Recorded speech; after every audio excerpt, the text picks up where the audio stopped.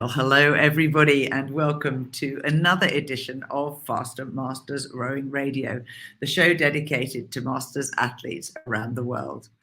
I'm Rebecca Caro, and I'm joined by my co-host, Marlene Royal. Hello, Rebecca. Nice to see you again. I have been away for 2 whole weeks, and Marlene has been holding the fort. Yes, and I was away for 2 whole weeks before that, and Rebecca was holding the fort. So we've actually been apart for about a month. We check in during the week in case people don't know, but actually, like, targeting live, here we are again. Yeah, it just happens sometimes when your calendars just don't align. Things happen, and we had other commitments. But anyway, hopefully you, our loyal listeners, may not have noticed, but we're back. We're very pleased to be back again. Now, I have a lovely, lovely background this week to show you. This is a mixed quad of parents and children. And I'm afraid I don't know who sent it in, but it is absolutely delightful and smiles all round. And I kind of feel it must be a family, like both parents row, and they have a child who coxes and 2 other boys. So that's quite nice. Yeah, I know. Get everybody together and they can row to school. We had a conversation with my family recently that we have a 7. We don't yet have the 8th person in the family who can row.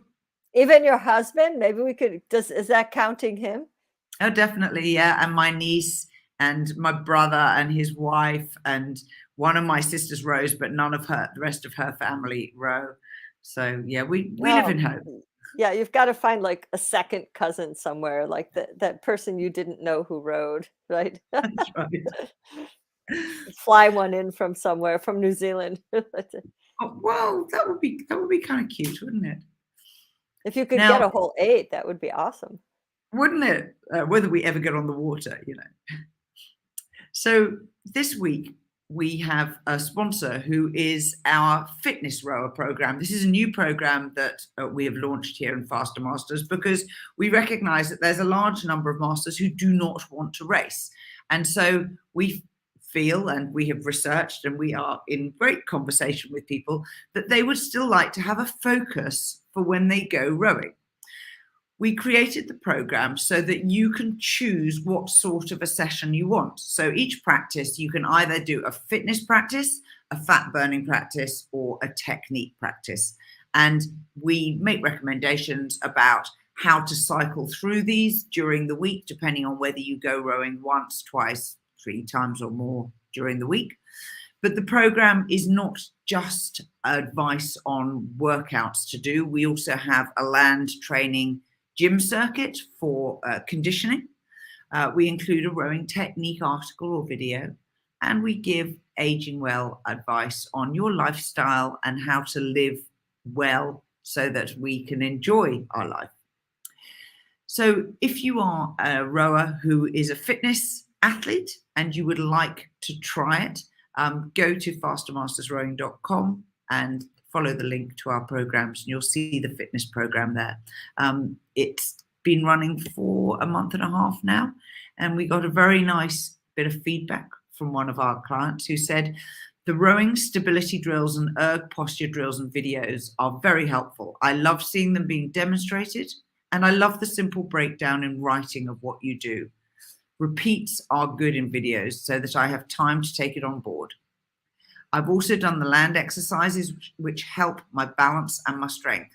Clear instructions and photos are very helpful. So we think we're hitting the mark here. So if you know someone who is a rower who chooses not to race, please recommend our fitness program for masters. Yes, it's been great. We've been getting some good feedback. So now, this past week is the part on the show we talk about things we've been doing to more generally advocate for masters rowing. And for myself, I haven't been doing very much. What have you been doing?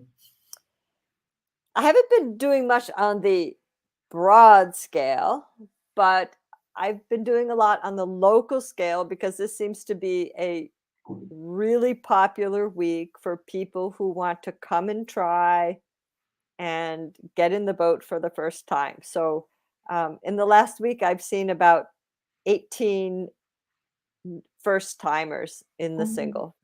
So, fantastic. so that's kind of a handful, but fun, fun and, just one step at a time kind of thing. Yeah. But lots of people getting in the boats, just experiencing different reactions, and it's so interesting to see how um some people going backwards is totally cool, and other people going backwards really freaks them out because we're lifetime rowers. We're used to going backwards all the time. Like, it's okay with us. We're not worried about it, right? But you take someone who's used to doing stand-up paddleboard or kayaking, and even Yeah. people who are really experienced, and now they're not going, and we've talked about this lots of times, they're not going in the direction that their eyes are looking. Now they're going in another Yes. direction. Um, it takes a bit of an adjustment, and I've had some experience with a couple of people who are world class paddlers who've Okay. gotten into like world championship level paddlers, dragon boat paddlers, who've gotten into the boat for the first time, never never were in a single scull. Um, so it was really weird going the opposite direction, but you could totally coach them on the sense of the blade and the placement and moving the boat past the blade. And even though the shape, like a dragon boat stroke is comes at the water from such a different angle than a sculling boat stroke does, but they still understand how the blade works in the water. So that's been quite interesting that, yeah, our direction of a angle of attack is different, Yeah. but the principles are the same, except we're going backwards. So it's been kind of interesting to have some of these really, really elite paddlers get into a single and like, oh, how does it all work? So it's kind of interesting. Fantastic.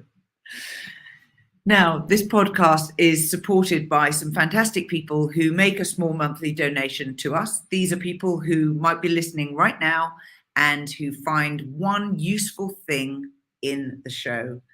The donations start from $1 a month, and we are extremely grateful to everybody who supports us. If you would like to join them, please go to fastermastersrowing.com/podcast. Now, this week, we are going to be talking about racing mentality and when to take risks when you are racing. And I want to kick off by starting with the sort of framework for any race is a race plan. And there are lots of truisms about rowing and race plans, as in, once the hammer drops, the race plan goes out of the window because whatever happens will happen. But having a framework around which you can work and which you can practice is really important.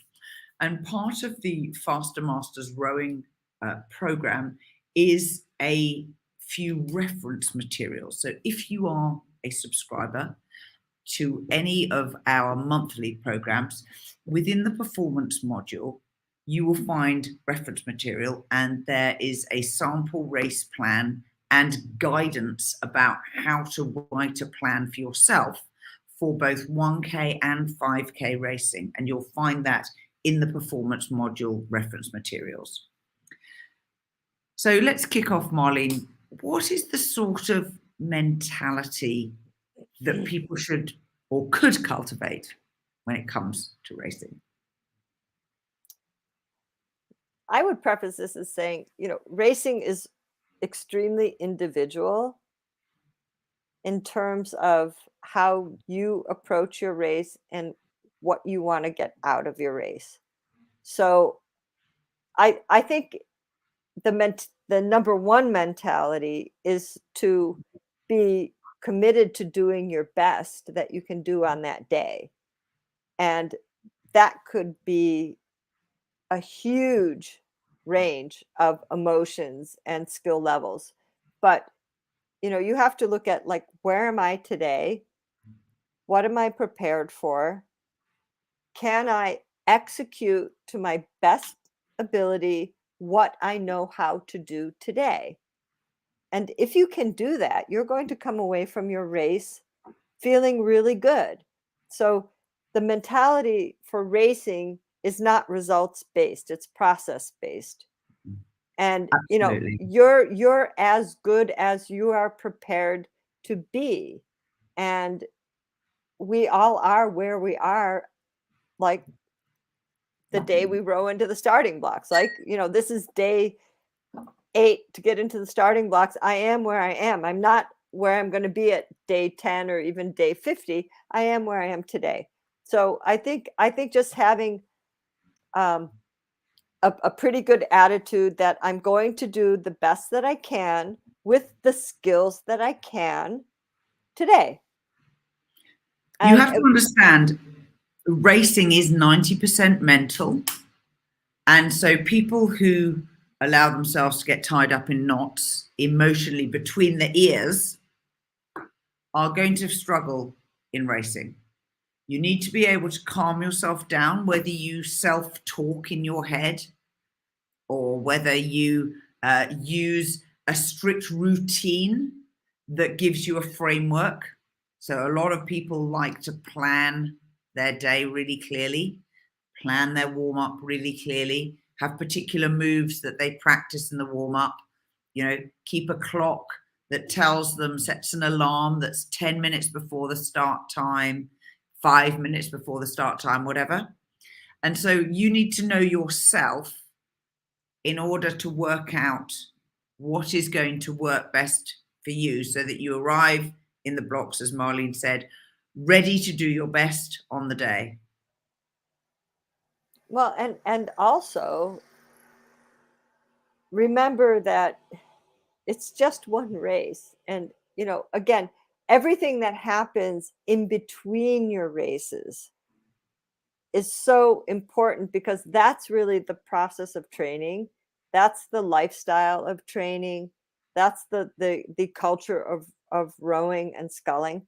A race is a little dot on the schedule that gives you the opportunity to express yourself. Now, you could express yourself like it could be total crap. Okay. I'm not saying that it's always going to be good. It happens sometimes. Oftentimes that happens. Why? Because we're listening too much to what our brain tells us. And you have to realize that your brain is always going to tell you, okay, be safe, be careful, don't take risks, you know, make sure that you don't do anything too wild because your brain is protective. And you have to say, you know what? It's just talking to me, but I'm prepared. I've done my drills, I've done my time trials. I know that I can ask for something a little bit more because if you completely listen to your thoughts, they can really mess you up.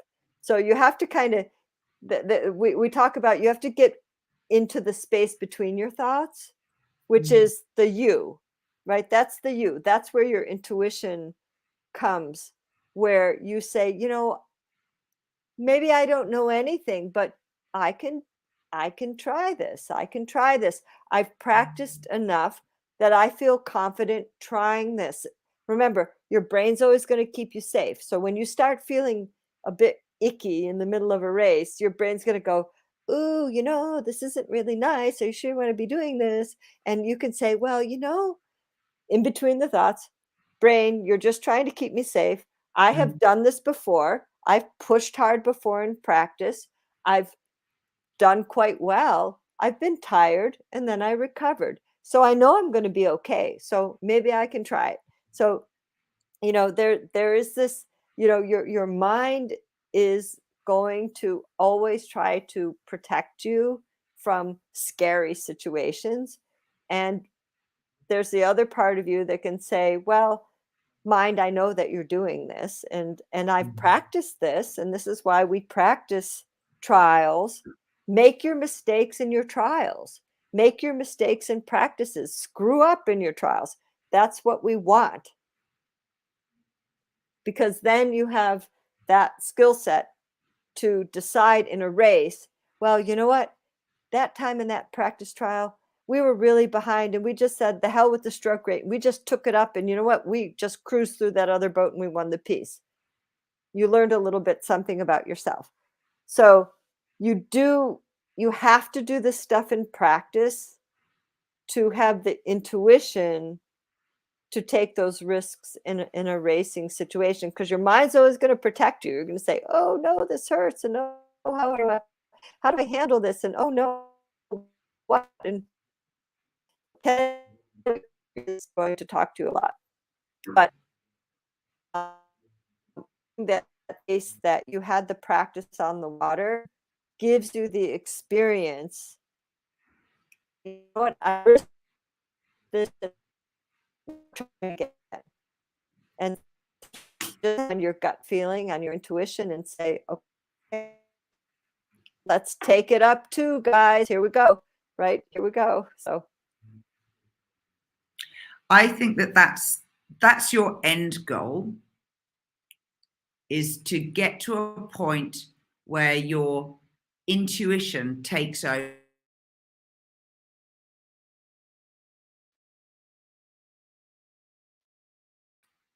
So training yourself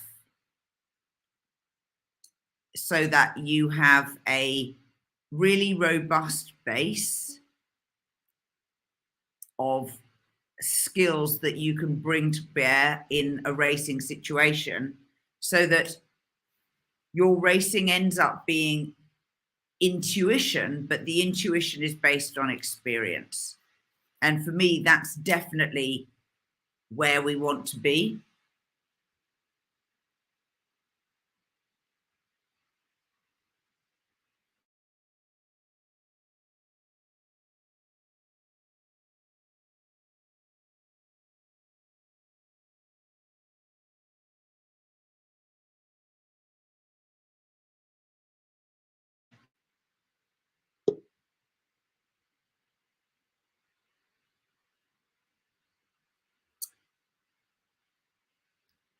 Goodness me.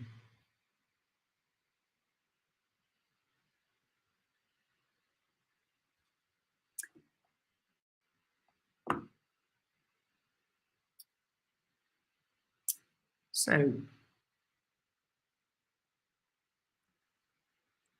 back in the room. There we go. Sorry about that. My Wi-Fi got a bit screwy. So what I was trying to say is that racing is really needs to be based on your intuition, but your intuition has to be practiced and honed before you go to race, so that you build experience of a lot of different situations and scenarios. Risks in racing happen when you make that decision about what you need to do in order to get a really good result. And that good result may not be winning the race. It's a good result for you today, as Marlene explained earlier. I often describe racing as being on a knife edge. You want everything to be on the point of being out of control and not too much in control. If you're too much in control, you're probably being a little too conservative and you won't get your best possible result. Being a little bit out of control may lead to a disaster, but hey, that's building our experience. We have to be open-minded about this. But also, it'll bring you to that knowledge. As Marlene said earlier, we took the rate up and we went through the other crew and we beat them. And if we hadn't tried it, we wouldn't have known that we were capable of doing that. So when should you take risks? And I want to reflect on how a race develops. So I always look at a race in quarters. It doesn't matter if you're doing a 5K race or 1K race, it doesn't matter. And knowing where the quarters come up in terms of landmarks is useful if you're not on a straight lane course where they're conveniently marked. And you can treat your quarters as time or distance. It doesn't really matter. But in general terms, your first quarter has a job which is to get off the start, to get into a good rhythm. That's all you have to do in the first quarter.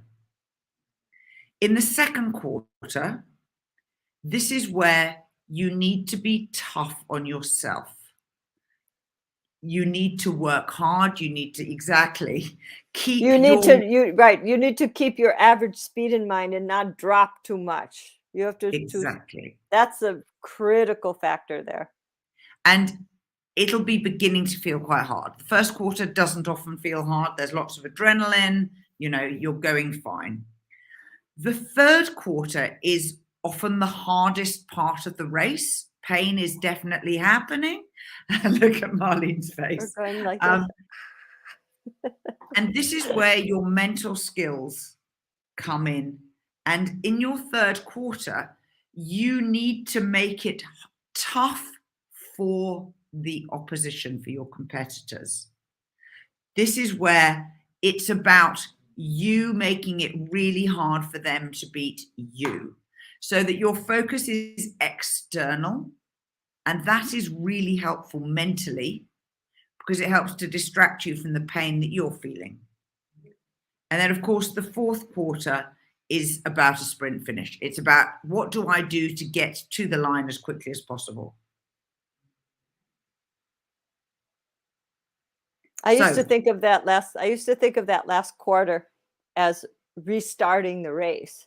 Like you get through that gritty third quarter, which is nasty. And this is where your race plan can really benefit you. Like, I totally agree. Like, if they're going to beat you, make it hurt for them to beat you, make it difficult for them to beat you, but also in your own boat, one stroke at a time, just one stroke at a time, just nail it one stroke at a time, because you just have to dig into it, and just, you can't get ahead of yourself at that point of the race.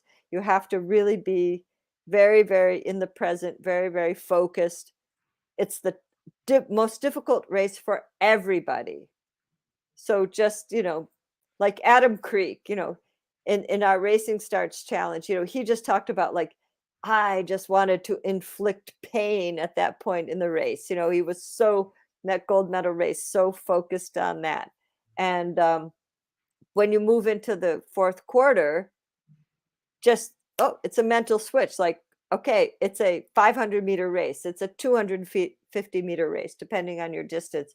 Just switch your mentality. Okay, now it's a race to the finish line. Okay, I'm through the grunt work. Now it's like, I'm ready to go. I've got to push the reset button. And no matter what, everybody's got to mentally restart the race, because it's all going to come down. It's all going to come down to those last few strokes, quite possibly. So,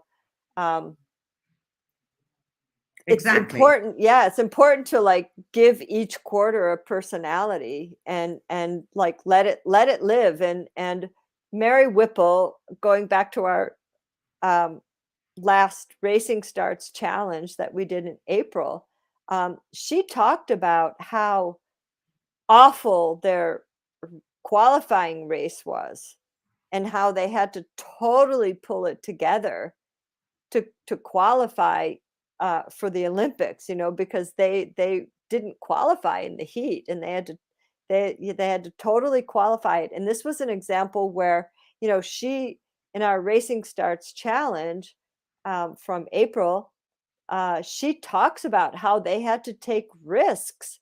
They had to take risks to say, okay, let the boat breathe, let the boat run, do what you guys have done in practice, which meant, like, not being hyper and calming down and rowing.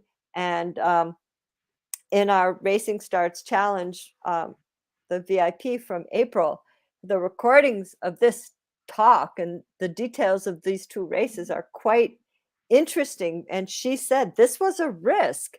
I had to, like, calm them down. I had to bring them into practice mode. I had to bring them into letting the boat work, and all the things we worked in practice. And we were like, this was the final that was going to, like, qualify us for the Olympics or not. We couldn't come in 7th. So there was a lot on the line, and they had to just, like, go woof. you know, quite, and that's an example of taking risks, you know, Totally. not to push them harder, but on the other hand, pull them back a little bit, you know, and let them sink their teeth into what they know how to do. One of the things that you need to remember is that your best rowing is generally done in practice, not in racing. And having that human skill of pattern recognition, realizing what's happening, what's going right, what's going wrong, and then how to seek the direction that you desire in the heat of the moment during a race. So lots and lots of stresses on you. That is a real risk. So taking the rate down 1 point or separating off the back, getting your hands away and then your body over and not rushing forward can help build rhythm.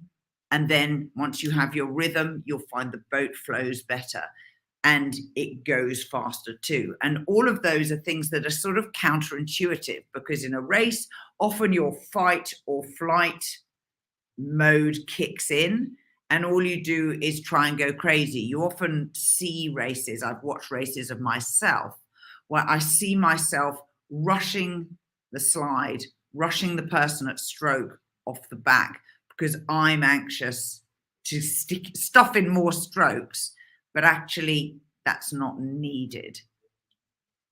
Yeah, and I mean, it's hard because you're, as you said, you're nervous or excited, right? I mean, we don't know which, or Yeah. a little bit of both.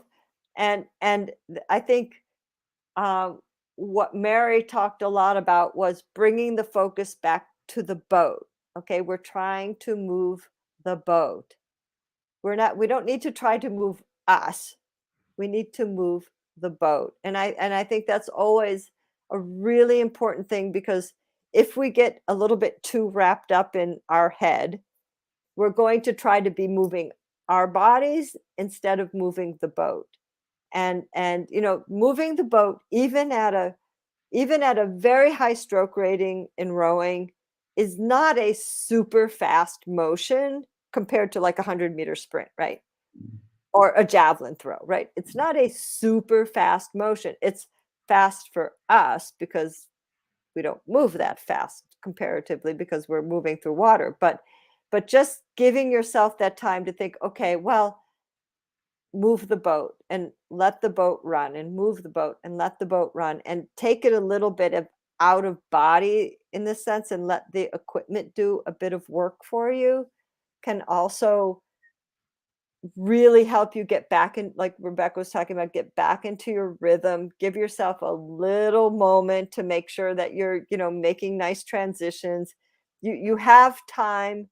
I always said, no matter how fast you're rowing, what stroke rate, as long as you do things in the proper sequence, you have plenty of time. And your mentality, you can stretch strokes. Like, I'm sure, Rebecca, if you've experienced this, like, I've been rowing sometimes 36, 38, and it feels like forever each stroke, because you just let it take the time that it takes. If you just let it be, it'll be okay. And it doesn't necessarily take a lot more energy, but there's just enough time to insert everything in the right sequence. And so as you get more skilled, you can stretch strokes, you can stretch the time. Even when you're rowing at a very high rate, you can still take your time. It doesn't mean being rushed. You just do it in the right order.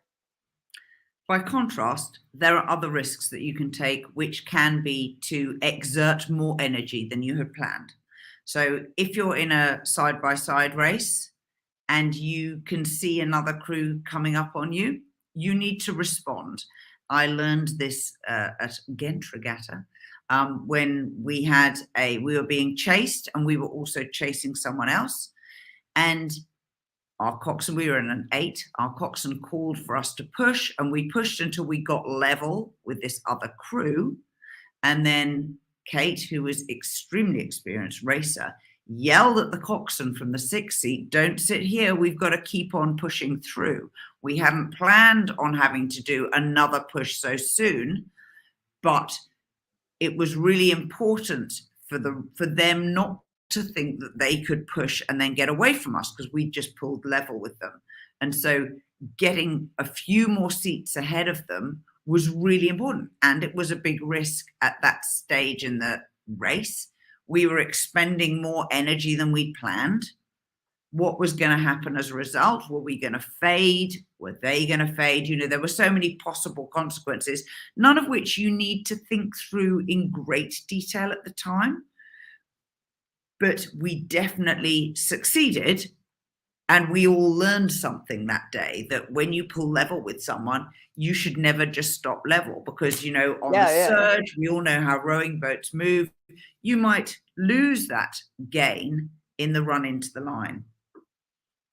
That can sometimes actually be the worst situation, because then it just becomes a huge expenditure into this dogfight. And Adam Creek talked about this with Spracklen. He said, if you pull level with someone, you just keep plowing through them and like put them away if you can, because then you're going to have so much energy exerted. But this was a case where it was a risk.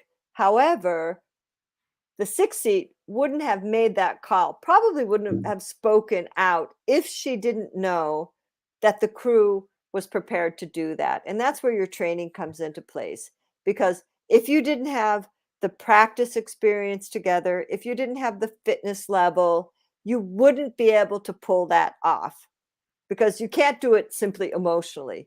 You need the emotional's got to be backed up by the physical. So making sure that you're as fit as you can be on the day, and that your crew is as well practiced as they can be on the day. You know, a really great, talented, insightful coxswain will know how to pluck you and say, well, you know, I know you guys can do a little bit more than that. I've seen it. And an intuitive coxswain will bring that out in a crew. That's part of the art of coxing. And in this case, it was from inside the boat, who knew, we know we can keep this going, and you know, we're tougher than that. And you know, in that case, speaking out in the race was even a risk, but it worked, right? Exactly. It worked. It was like, you know, because everybody went with her, right? Everybody said, yes, okay, we're on board, here we go. So, you know, you definitely, you sometimes you just never know. Pulling tricks out of the bag is one way of describing how to approach a race. And at its most basic, you actually only need 2 different pushes, moves, whatever you want to call them. You need one for power, and you probably need one for technique of some description. If nothing else, you can practice how to pull more power, push more power into your stroke. And you can have another move, which is where you practice one part of the technique that you know will help you to row better. And whatever it is up to you to choose. It might be squaring early. It might be pushing your blades down to the water, lifting your handles up to the catch. It could be many different things. If you practice these beforehand, you will be absolutely fine in a race. So if I am in a scratch crew, which I've been many times, I always ensure that we have one technical call and one power type call. Notice I'm not saying a rating call, because if you're a less skilled crew, taking the rating up is probably not going to be a very successful way of making the boat go faster, but working harder can make the boat go faster. At worst, you can come down your entire race alternating 10 strokes of one with 10 strokes of the other, and just keep on going. That is a sufficient race plan, particularly if you're less experienced. Just get very good at doing 2 things and making sure that you can do them to a high standard, and then do the other one, and then repeat the first one. And that is enough on a race plan. The risks that you might be taking are exaggeration risks. Can I exaggerate the amount of power that I put in and then not let it drop off? Can I exaggerate the technical move and not let it drop off? And those things are really worthwhile doing in a pressure situation in practice before you get to the race. I wouldn't ever advocate trying something in a race that you've never tried in practice. But sometimes you might have to do that. It depends the degree to which it matters to you to get the best possible outcome, and your ability to push yourself without causing disruption in the boat, in your technique, in your fitness, is going to be something that you have to learn. And one of the things that I think masters take too much to heart is they over criticize themselves for not producing a perfect race. Trust me, I've done about 3 perfect races in my entire life. And it's very, very rare to not make some minor error, which you then have to recover from. And remember, the error might not be caused by you. You might be being waked by another boat. It might be a gust of wind, a duck. There are many things that can come into that minor error thing. So having the mentality that these things are going to happen and I am going to be skillful at responding to them, which is how we actually started our discussion today, Right, exactly. is actually one of the best skills that you can learn. Pull a trick out of the bag to respond to the situation you find yourself in.